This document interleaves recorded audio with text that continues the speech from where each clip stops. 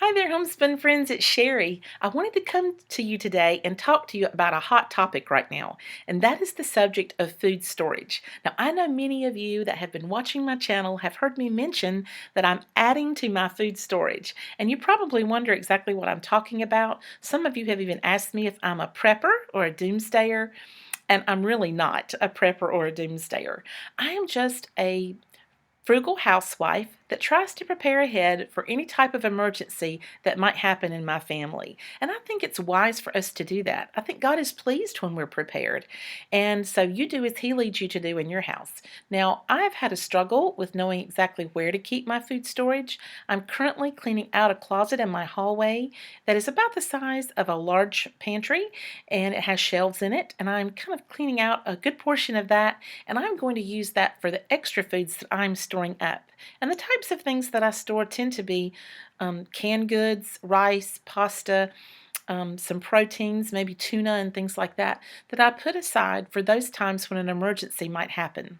Now, as far as frozen goods go, I have, of course, my regular refrigerator and the freezer that is next to that. And then I have a small chest freezer in my laundry room that is not even half full. So I am not a person that just hoards up food all the time. But I do try to keep extra foods on hand. I keep them rotating, but I try to keep them replenished so that if there was a problem, we would have food. Now you think, what kind of problems might occur where I would need to rely on food storage?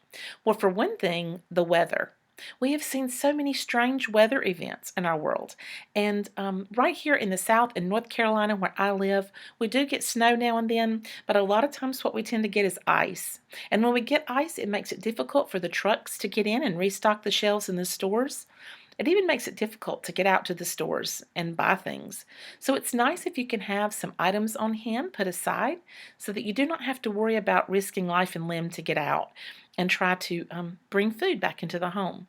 There also is the risk that you might could have a sickness and you wouldn't be able to do shopping, or you wouldn't have a lot of extra money for those types of things. There's a risk that you might could face a layoff or an unexpected loss of job, and you would need to have something to depend on. It would free up the money you have in the bank. If you already had some food storage set aside and you could rely on that for a few weeks, then you would have peace of mind as you're going through that particular emergency. And then let's say if there was a gas shortage, and we have seen this happen in the past, where there has been some type of explosion or a problem, and trucks cannot get gas to run their products to the stores.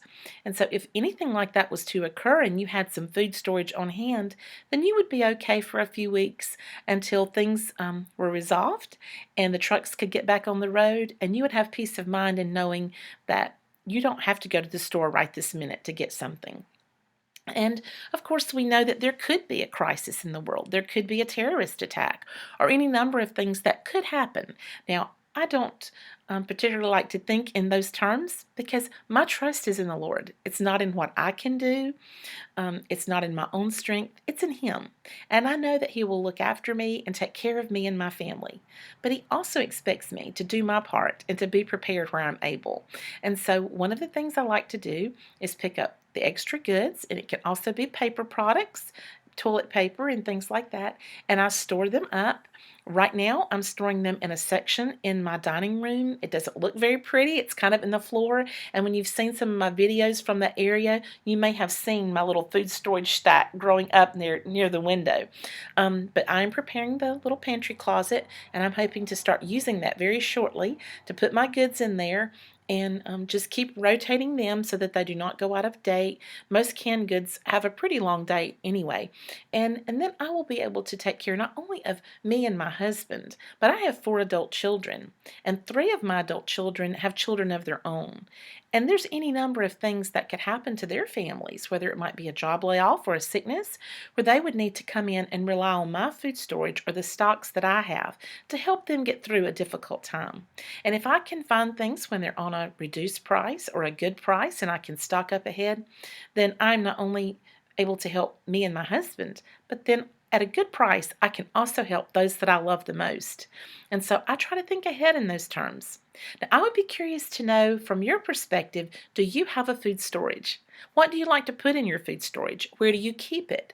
My kitchen cabinets are full of foods that I use on a regular basis, so I really don't have a lot of extra space in there to keep the excess foods that I might be storing. So that's why I had to come up with another area to keep my goods. What do you do with your household? And have you ever considered the fact that not only do you need to maybe prepare for issues that you might have in your own family, but what about a friend or a neighbor who might be in need, that you could help them out through items that you've stored back in your pantry and be able to use that as a mission project to help someone else and to be able to share God's love with them? That's a wonderful idea. Friends, thank you so much for spending time with me. It's always wonderful to see you, and I look forward to seeing you next time. Bye-bye.